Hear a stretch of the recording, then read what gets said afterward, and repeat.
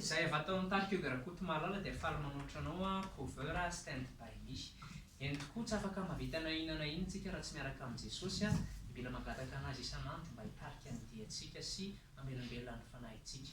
Stand by me, stand by me, stand by me, stand by me, stand by me, stand by me, stand by me, stand by me. Amin'ny andro mampao